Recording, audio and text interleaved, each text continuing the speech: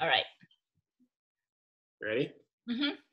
Okay, Doc. So one of the questions I wanted to really ask you about, especially as it relates to young professionals, is do you have to do a budget? Like, would you recommend early career folks to have a budget? Yes. So I actually recommend the earlier they start, the better, because like, I mean, when you get to the point where in like someone's old enough to understand the concept, because like I actually invite even parents when they have kids. So I'm not, I mean, I don't have kids, so I don't know the developmental stage, but when they get to that age where in like they kind of understand that, like you want to start to train them in like, okay, so you know, money doesn't come for free. But let's say, for example, in school, so I think even like in elementary, middle school, I think people can even start budgeting, because I have talked for middle school and high schoolers, and then Hmm. they will start asking me question about, you know, credit card, you know, how does that work? Like, is that okay to have credit card? Like, how can I save money for a house? So everything boils down to budget. If you don't have that foundation, it's very hard for you to, you know, that's like the house that has to become in place before everything else. Because if Okay. they don't understand the concept, money coming in and money going out has to be less than money going in. And Yep. then the basic of it, actually budgeting is pretty simple, but there's a lot of emotions that goes to it that makes it so hard. That's Yep. why my job as a coach is to work through the emotion, like what comes up when you do budgeting. Why is it so hard? What was your upbringing? So those are the hard part wherein you can't just do it alone. So, Yep. but that's why I advise like just start with and a pen and paper, notebook, Google Sheet, whatever that works, you know. So I teach in Excel or Google Sheet because that's what I love. That's my basic tool that I really love, and I do everything, my retirement modeling, everything in Excel. So yes, Okay. yes. To answer your question, if I talk about in terms of school, what age in when they're already studying, yeah, elementary, you know, even elementary, middle school, they can start. Okay, gotcha. And then the next question I had, so let's say you've graduated college, you've got your first job. Most of us often have worked for companies that will offer a 401k, or even personal, you can go to and get things like a Roth IRA. Do you recommend getting some type of retirement savings? Yeah, so basically, so everybody's different, but I'm just talking about general. Yep. So I think so Roth IRA is based on income, right? So you want, when you retire, you want to have multiple different income streams. Okay, so and then when I talk about, so there's different income stream, and then there's different ways it's being taxed. So you have to understand the tax consequence when you retire, and Mhm. also the different income stuff. So basically, from retirement generally, for a lot of people, you know, income sources are your savings, you know, your investments, your retirement income, you know, that can be from traditional IRA, traditional 401k, Roth IRA, Roth 401k, their social security, Mhm. and then everything else, you know, you have rental property, you have gold, whatever. That's more for other people, but general for a lot of people is this one. Okay, Yep. so then with each of that, there's different taxable consequences or how it's being taxed. So you have to understand how those are taxed. So that's called all the retirement planning and tax planning involved. Mhm. So because of that, that's why everyone's different. So I would advise to actually talk to someone to really figure that out. But generally, it's always never a good. It's always a good idea to have a Roth, you know, either Roth IRA or a Roth 401k, because you know you can start that when you don't, your income qualifies still, and then because like once as you graduate, your income starts to grow, then you can't open a Roth IRA anymore. The only option you have is if your employer offer Roth 401k, and not all employer offers that. Like I was working at Visa before I quit my job. They didn't offer a Roth 401k. They only offer a traditional 401k, and after that, you can do an after-tax 401k that you can convert a backdoor to a Roth 401k. So sorry. Yeah, okay, sorry about that. Okay, so yeah, so yeah, basically that's the only option that they have right now. So after you grow to a certain income, but so for sure I would definitely look into that if they qualify in the beginning. Gotcha. Yep. And then with that in mind, so I'm just starting my first job. I'm making a decent salary now. What percentage of my salary should I be contributing to savings or retirement investment? Like how much should I be putting aside first, before I can get into my fun spending, traveling money? So I don't go by percentages. I know there's a lot of Google stuff. There's a lot of things I teach that doesn't really fall under the Google, whatever you can find easily on Google. Like for example, Yeah. oh, how much money do you need for retirement?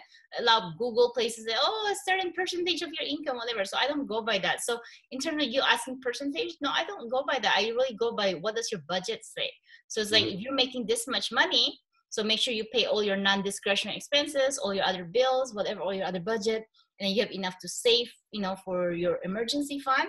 Well, that's the first thing you want, an emergency fund, then pay all your debt, and then start to save for other stuff like individual investing, so you can build your wealth, and then on your 401k, IRA, or whatever. Yeah. Or if you want to save for a house, then that's another savings goal that you're going to have. Okay.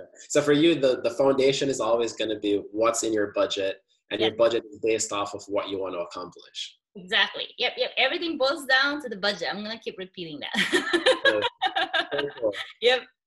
Okay. So other thing I was thinking about as well, which I'm sure a lot of early career folks think about as well, is life insurance. So especially when you're young, you're healthy, you're just getting started out, life insurance isn't necessarily the first thing on your mind.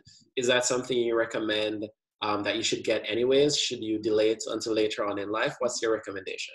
Yeah, so I'm not an insurance expert, so I'm not gonna go into detail for that. But generally, okay, so what is life insurance for? So everyone has to understand it.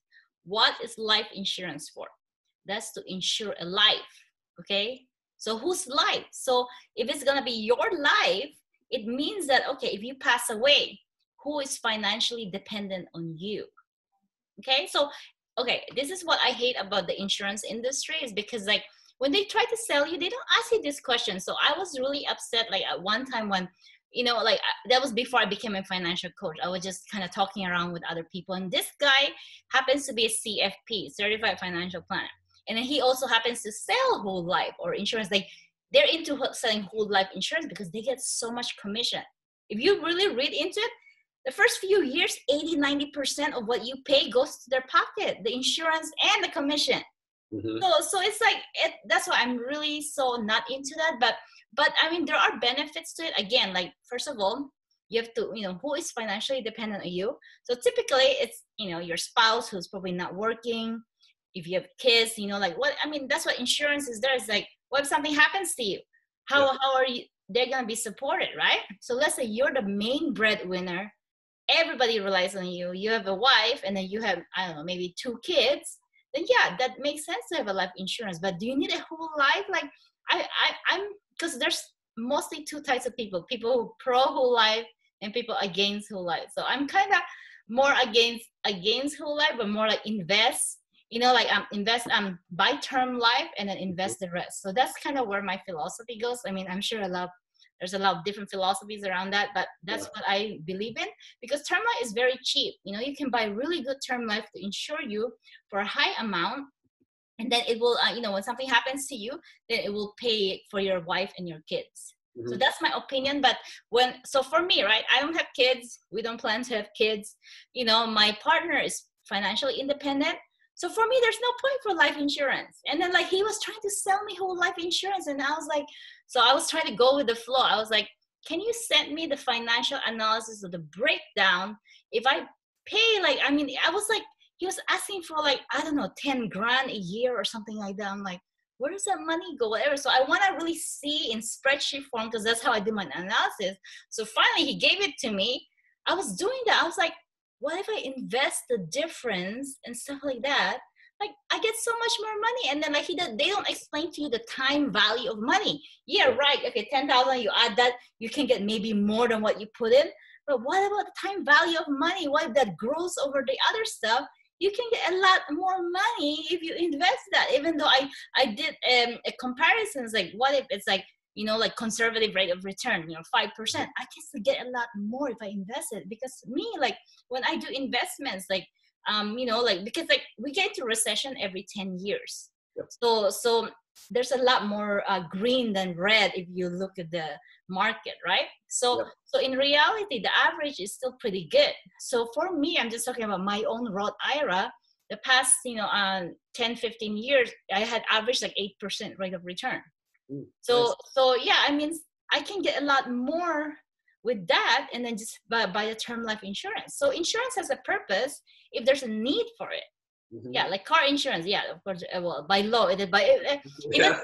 even though it's not required by law, you still have a need for it. Even health insurance. Like, I can't believe, like, right now it's not required by law anymore, right? Because, like, Yeah. they changed it. Well, California, they're actually changing it starting 2020 year. Like, actually, we there's a penalty now if you don't have it. But then each state Oh, is gonna be different. Okay, yeah. but federally, it's not required. So because when you do your taxes, there's a federal tax return and a state tax return. For California, you will be penalized if you don't have health insurance. Federal, they don't penalize you. I mean, they say there's a penalty, but it's zero, so technically it's no penalty. Yeah. So, but yeah. So my point is that even health insurance, like, unless you have millions of dollars, I mean, what if something happens to you? Like, I don't understand why people don't have health insurance. That's like an, you can't It's difficult. negotiate that. That's non-negotiable. You have to have health insurance. Yeah. Yeah. Yeah. Yep. Okay. So then my last question is, and I think I might know the answer, but what if you only had an opportunity to share one thing, with a young person or anyone really that's becoming more financially conscious of how they're using their resources, what would that one thing be? So if I can give one advice, when you say young, how young? I'm just getting out of college. This is my first job. Out of college. Okay. So if you're getting out of college, well, okay, I'm not trying to whatever sell, but then I think the best thing is that you actually want to hire a coach or someone, like, you can, because then you're only like 22 when you graduate, right? So it's like, like, I remember when I was 22, I was like, wow, I got all this 401k, all these benefits, all this whatever, blah, blah, blah from work. I'm like, how do I pick that? What's HSA? What's FSA? And then, like, you won't believe that even the clients I get, even though they're much older and then more further in the career, they still don't understand what HSA is, what FSA is, what all that benefits. So I think start early. I mean, like, that would be the best investments you can have, because if you set that up correctly to begin with, you educate it. Because my goal as a coach is that I don't want you to be with me forever. That's not how my business model works. You pay for like whatever 4 or 8 sessions so you can learn as much as you can. Then you're done with, and then you maybe come to me every year to do your tax preparation and tax planning. But that's about it. Or you have any big events that happens, like, oh, I'm trying to buy a house and I need help in trying to decide whatever financially. Then you just pay me per session. So, Yeah. but overall, like the foundation, that would really help you. That's like the best time for you to hire a coach, when you just graduate and get your first job, because then you're like, okay, then wow, then they understand all of that, how to set it up. Then if you set that up correctly, then you can really your growth will be exponential. Yeah. Yeah. No, that's awesome. Yep. Well, thank you very much for sharing. I'm definitely certain that there's a lot of people who are very curious about these types of things, especially as they're getting into their careers. And even some folks have gotten a lot further into their careers, but they are kind of afraid, or they're not sure how to engage with people about that.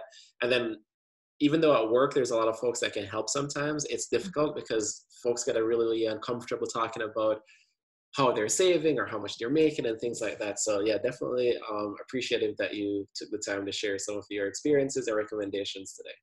Yeah, you're very welcome. Thank you so much for reaching out, Theodore. I really appreciate it. Yeah, no problem. Okay.